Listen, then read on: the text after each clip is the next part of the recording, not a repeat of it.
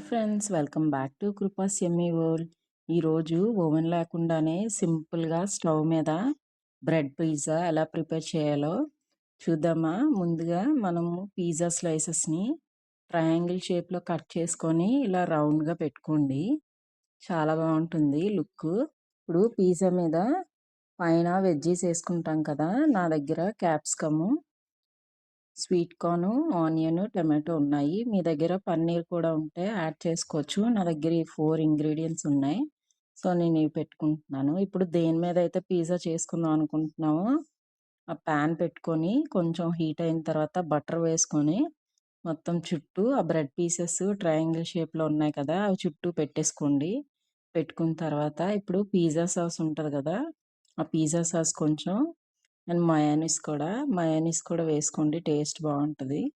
మీకు ఇష్టం లేకపోతే స్కిప్ చేసుకోవచ్చు. మయోనీస్ కూడా వేసుకొని మొత్తం ఈవెన్గా స్ప్రెడ్ చేసుకోండి. మొత్తం బ్రెడ్ అంతా పట్టేటట్టు మొత్తం స్లోగా మనం స్ప్రెడ్ చేసుకోవాలి. లేదంటే ఆ బ్రెడ్ అనేది పీస్ అయిపోతుంది, ముక్కలుగా విరిగిపోయి. నెమ్మదిగా మొత్తం బ్రెడ్ అంతా అప్లై చేసిన తర్వాత చీజ్ స్లైసెస్ ఉంటాయి కదా, అవి పెట్టుకోండి. మీకు 4 కావాలంటే 4 పెట్టుకోవచ్చు. నాకు 3 సరిపోయాయి. ఇవి పెట్టుకున్న తర్వాత ఇప్పుడు మన దగ్గర ఉన్న వెజ్జెస్ని మొత్తం స్ప్రెడ్ చేసుకోండి. Sweet corn, capsicum and onion, tomato. సింపుల్గా అయిపోతుంది ఓవెన్ లేకుండానే. చాలా బాగుంటుంది రెసిపీ, తప్పకుండా ట్రై చేయండి. పన్నీర్ లేకపోయినా సరే చాలా టేస్టీగా ఉంటుంది ఈ వెజ్ పిజ్జా అనేది. ఇప్పుడు ఇందులో ఆరిగానో ఉంటుంది కదా, అది కొంచెం స్ప్రింకిల్ చేసుకోండి.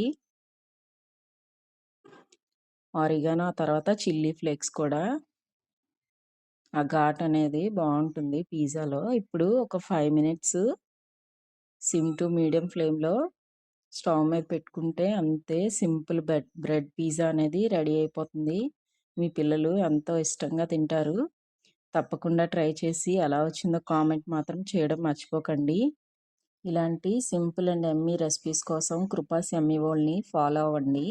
ఇంకా నా ఛానల్ సబ్స్క్రైబ్ చేసుకోకపోతే ప్లీజ్ సబ్స్క్రైబ్ చేసుకోండి. Thank you for watching.